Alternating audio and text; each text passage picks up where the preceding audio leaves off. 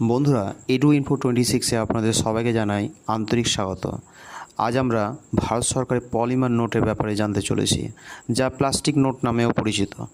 এটি প্রায় 10 বছর আগেকার প্ল্যান, যা আবার নতুন করে আরবিআই কর্তৃক তুলে ধরা হয়েছে।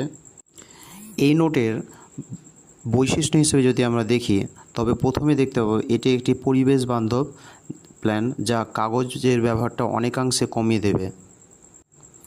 এই নোট অন্য সব কাগজের নোটের তুলনায় অনেকটাই টেকসই, যা প্রায় 7 থেকে 8 বছর চলবে।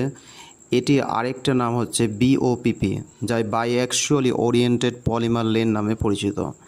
কাগজের নোটের তুলনায় অনেকটা সিকিওর, যা নকল করা খুব কঠিন। এটি এই প্রথম নয়, 2012 সালে 10 বিলিয়ন পলিমার কারেন্সি ভারত সরকার প্রথম ছাপা হয়, যা 5টি আলাদা আলাদা শহরে ট্রায়াল ফেজে লঞ্চ করেছিল, কিন্তু এটিএমের সমস্যা দেখা দেওয়ার জন্য এই প্রজেক্টটা বন্ধ করে দেওয়া হয়।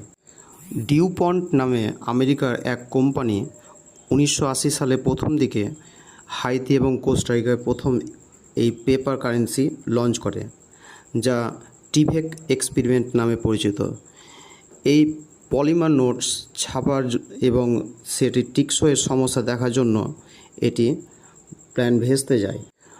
পরবর্তীকালে Australia modern polymer currency launch করে এবং বিশ্বে প্রথম প্লাস্টিক বা পলিমার নোট দেশে হিসেবে আত্মপ্রকাশ করে। এখন 60টি দেশ এই ধরনের পলিমার কারেন্সি ব্যবহার করে চলেছে।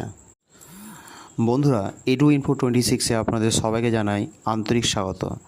আজ আমরা ভারত সরকারের পলিমার নোটের ব্যাপারে জানতে চলেছি, যা প্লাস্টিক নোট নামেও পরিচিত। এটি প্রায় 10 বছর আগেকার প্ল্যান, যা আবার নতুন করে আরবিআই কর্তৃক তুলে ধরা হয়েছে।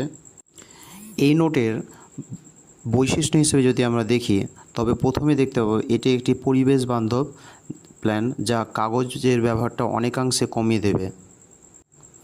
এই নোট অন্য সব কাগজের নোটের তুলনায় অনেকটাই টেকসই, যা প্রায় 7 থেকে 8 বছর চলবে।